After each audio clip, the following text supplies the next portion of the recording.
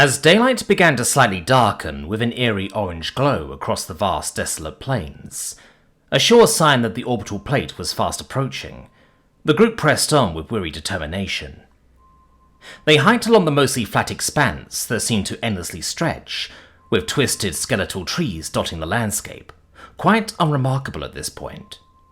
While the girls were cold, Jack was full on shivering now as the cold wind howled around them, rustling the dry, brittle grass and causing many of the trees to sway strongly.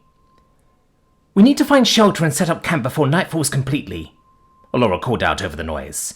"There could be more Zorns skulking about. It won't be safe to camp in the open." "I agree," Chio nodded. "I sense the shadow of a dark presence around us." "Then let's hurry then," Nika shuddered. "I sure as hell don't want to be out here when the really nasty shit comes out and we can't see it." "Where are we even going?" Jack grumbled, not thinking straight as he rubbed his palms together to try and give himself some warmth, but not really feeling much of anything through the metal of his heavy armor. "We might not have any other choice but to set up camp here." "We've got a few acres of forest to the north," Scifi reassured them, keeping her voice low. "Backs off onto a rocky outcrop. Should give us plenty of cover." "Or fewer escape routes," Chio cautioned. "How much time will we have once we get there?" Jack asked. "If we have time, we could dig a foxhole, camp in it, and camouflage the top." "Surely that would take too long?" Allura asked curiously. "Maybe," Jack shrugged. "I've heard of stories about soldiers from my world sometimes digging foxholes to fortify themselves or hide away. I don't know how long it takes them to dig it, though." "With all of us working together, maybe. I guess it depends on how many shovels and spades you can summon for all of us." Nika shrugged, then grinned with a wink. "It'll be a tight fit for all 6 of us, though. But at least we can warm each other up." "I'll take it," Jack chuckled dryly. "I don't think it'll take too long to get there," Scifi cautioned, monitoring the feed from the drone. "There's some more hedges and a creek, but the terrain shouldn't be a problem. I'm cycling through the settings to try and find possible ambushes, but I'm not getting anything." "Then we should get within the trees as quickly and quietly as we can," Chio added. "I fear the weather's going to get even worse. We need shelter." "I agree," Allura nodded. "Just this wind alone is freezing cold, and Jack's definitely feeling the worst of it even if he won't admit it. Let's hope the weather doesn't turn too bad." At those words, a sudden rumbling of thunder could be heard in the distance. "You just had to say it, Allura," Nika chuckled. "Fuck," the Elijah growled under her breath, as she held her palm up and felt the slight drizzle of rain as they got moving. "Let's just hurry up and get onto those trees." "Damn," Jack groaned, as he reached back for his hood before realizing it was no longer there, as the rain quickly intensified, the cold stinging his face like needles. The rain soon turned the ground beneath them into a muddy quagmire that sucked at their boots with every step. More thunder rumbled in the distance, much more regularly now, a low growl that promised a powerful approaching storm. "I could have sworn we checked the weather reports," Chio grumbled. "We did," Scifi confirmed with a sigh, as she struggled with the encumbering mud. "Though it was never going to be as on point this far out."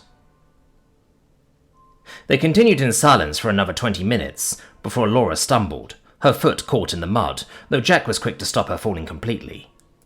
"Thanks," the Eladri gasped out. "We're nearly there," Nika told them all, "but we need to be quick. I think the orbital plate's going to hit soon and it's going to be pitch black out here." Jack gulped.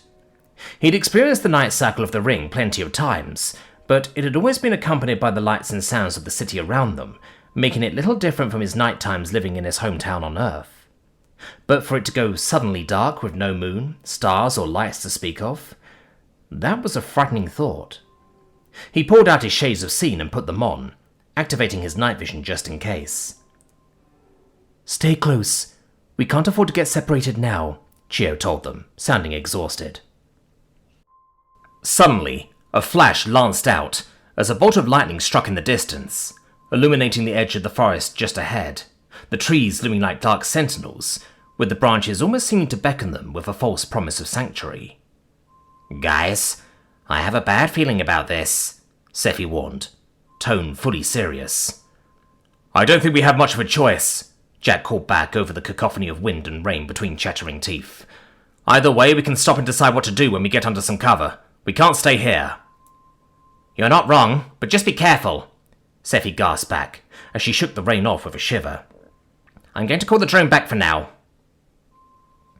Jack stopped and raised his plasma rifle to cover their rear, as Scifi quickly recalled the drone, clumsily folding it down into a portable form before stuffing it in her pack. Good to go? He asked, and Scifi nodded. Nearly there, guys, Allura called to them, pointing ahead. Let's go. Powering through, Jack and Scifi were the last two to reach the edge of the woods, with the canopy above providing some relief from the relentless rain. This weather is unnatural, Chio finally spoke up, as they all took a moment to recover from the sudden turn, huddling together under a huge tree with rough black bark and conker-like seeds the size of Jack's fist. To suddenly get this intense this quickly? Shitty weather happens, Nika shrugged, raising her voice over the howling wind. Let's just hope we can stay out of it tonight and it gets better by tomorrow morning. No, Chio may be right, Allura told them, as she knelt down and placed a palm on the ground, casting a quick horizon of divine nature to diagnose what was happening. Something is unusual about this weather, like it's been influenced by something. Any chance we can tell this something to warm things up again? Scifi quipped, but her face quickly turned serious when she realized people were too miserable from the rain to answer. Well, if it doesn't show any signs of stopping, we need to find shelter, at least until it stops, Jack reminded them, as some thick drips of water made it through the canopy and landed on his head. Good point, Chio agreed. If we carry on like this for much longer, the elements are more likely to kill us than any hostiles out there. Yeah, but we should stay as close to the forest edge as we can, Nika told them. Not too close, but just enough to be able to see what's going on around here. Agreed, Allura nodded. We'll find a place where the canopy is thickest and get a tarp up. Then if you want to dig a hole for us, then we can lower the tarp to ground level and camouflage it. Well, no use waiting here, Jack grumbled, bending down to idly stroke Dante's fur before pulling his fingers back, noticing that the dog was soaked through just as badly as the rest of them. Don't worry, boy. I'll get you warm and dry soon. Dante whined quietly in answer. The group huddled close as they set off to find somewhere, anywhere, they could camp for the night, getting increasingly desperate as the wind picked up, as Jack positioned himself to shield Chio and Allura, who were almost getting knocked off their feet. They pushed their way through the dense undergrowth just out of sight of the forest edge, towards a promising cluster of thick, obscuring trees, before Nika spat a curse as her foot splashed in a pool of murky water. Looking around, the low-lying area was completely flooded with rainwater and was a soggy mess. There's no way we can camp here even if we're elevated off the ground, the Kizan told Jack, who nodded in agreement while the others stopped to rest. Allura and Chio leaned against a tree, not saying anything, while Scifi walked about, shaking her limbs, with Dante watching them. Yeah, even if we elevate ourselves with the hammocks, we've got to have people on guard, right? Jack asked, to which the Kizan nodded. Yeah, and the exposure to the elements is bad enough, even if we huddled up and used magic, Nika sighed, rubbing her temples in thought. We might not have any choice, Jack warned her. It sucks, but we might just need to ride out the storm as best we can. Maybe, Nika nodded, but we shouldn't give up. I thought the trees here would give us cover, but this fucking wind is battering us no matter where we stand, not to mention the rain. Should we go further into the forest? Jack questioned. We wouldn't get as much vision like you wanted, but we'd be better protected from the elements. I think we should, Nika agreed reluctantly. I would have liked to keep a lookout to try and find out what we're up against, but at this rate the storm is a greater threat than any monsters. What's going on? Chio asked them, her telepathy being easily heard over the roaring winds. Not camping here. Need to find a better spot, Nika told the group, waving the others to follow them, as she led the way deeper into the forest. Though as they looked around, and the shadows of the orbital plate began to herald the imminent arrival of nighttime, they got increasingly desperate, with thorny thickets and rocky outcrops making it impossible to find an ideal place to camp to their immense frustration. Everyone's clothing and gear was drenched, as despite the canopy above, the wind and water conspired to wear them down. Jack's teeth were full on chattering as he felt the cold rainwater trickling down his neck, the constant drip, drip, dripping only adding to his discomfort as he stoically lumbered on. He glanced back at the others and saw their slumped shoulders and slow, laboured movements, and even Scifi had long given up on trying to raise their spirits, as she visibly struggled to keep going under her own power. Alora moved with an uncharacteristic heaviness, the hood of her robes having long failed to keep her dry as water dribbled down from her long pointed ears as she held onto Jack to stay upright. Chio was faring little better despite levitating over the sodden ground, her eyes betraying her mental drain, her glasses fogged up and smeared with the splashes of mud kicked up by the footsteps of the others. Dante let out the occasional whine as he dutifully plodded alongside them, his fur so caked in wet mud and dirt that he was almost invisible. And Nika wasn't that much better, but the kitten still had a determined look on her face, refusing to give up. "Hold up!" she called out, her voice hoarse from shouting over the wind. Perking up, she pointed at something ahead. There was still daylight, barely, but the orbital plate would very soon be above them. Activating his shades of seeing, Jack had to take a few moments to work out what Nika was pointing at. Slightly raised off the ground, it was very subtle, almost invisible in the rain, but when contrasted to the soft, damp ground all around them, he could just make it out. "Is that a footpath?" Jack asked in astonishment. "It looks like it might be," Nika confirmed, as she moved closer to inspect it. The path was old and barely distinguishable from the rest of the forest floor, as it was covered with moss and small plants, but the lack of anything larger was what drew the kitten's attention in the first place. Brushing away some mud and wet leaves with one of her hands, Nika rubbed something between her fingers and confirmed her suspicions.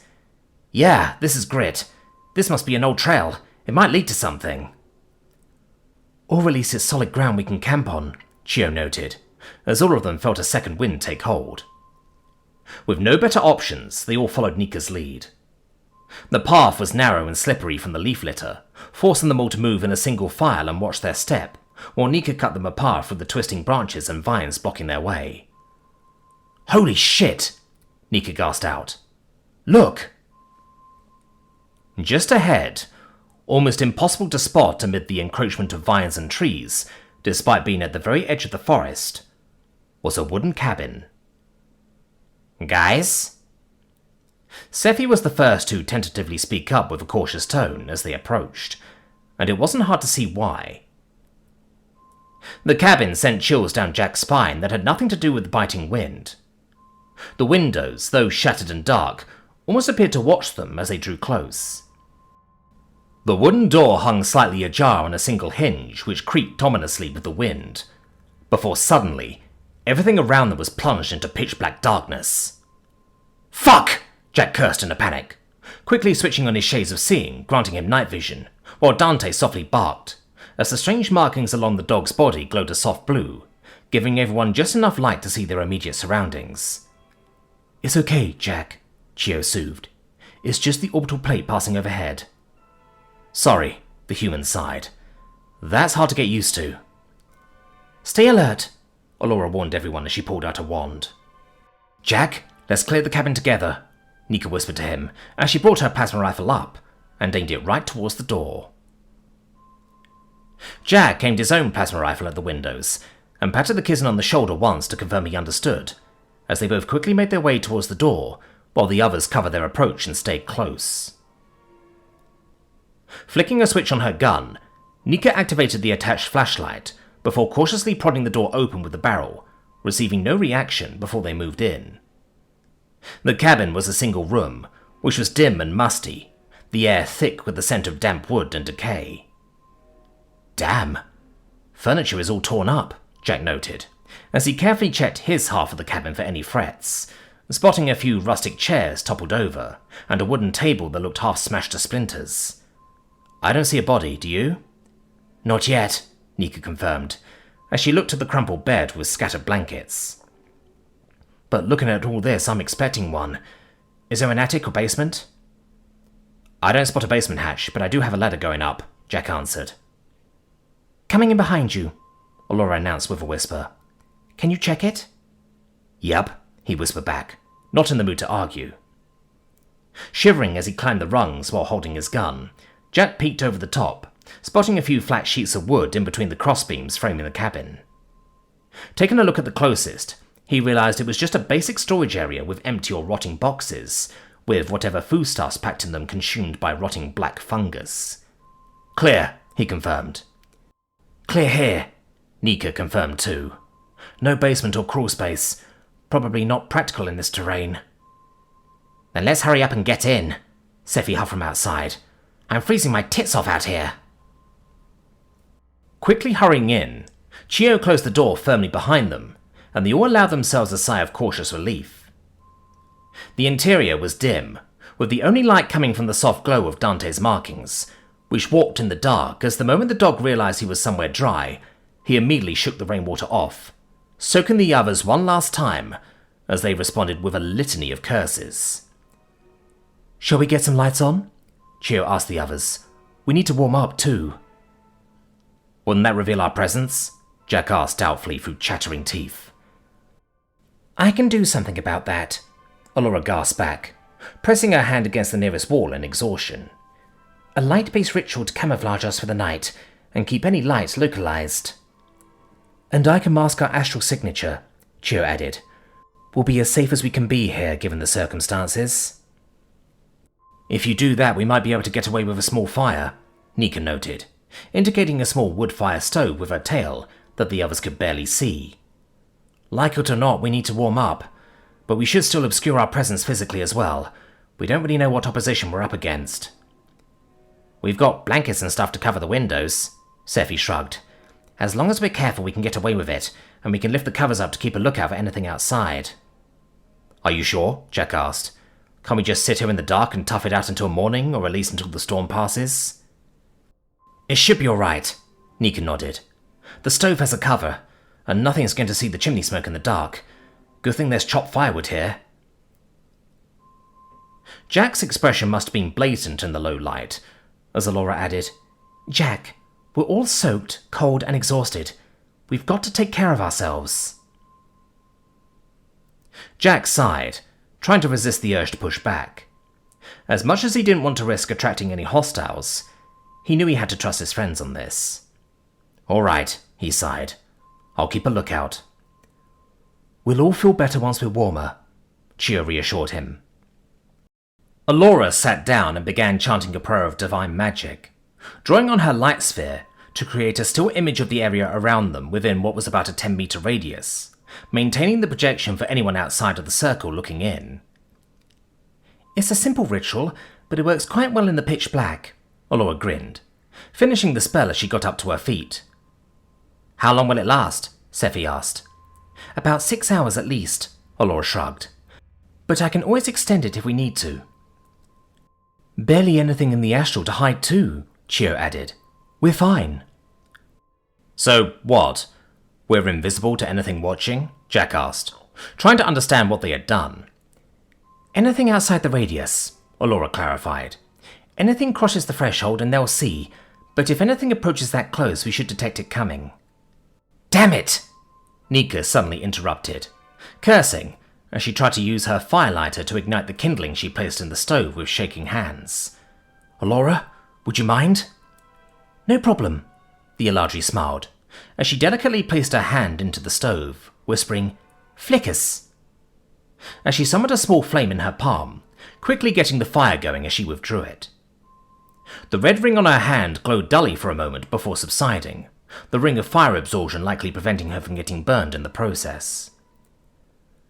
"We may be obscured by sight, but sound and smell can betray us," Chio warned, "so we should be on subvocal comms and not make the fire too big."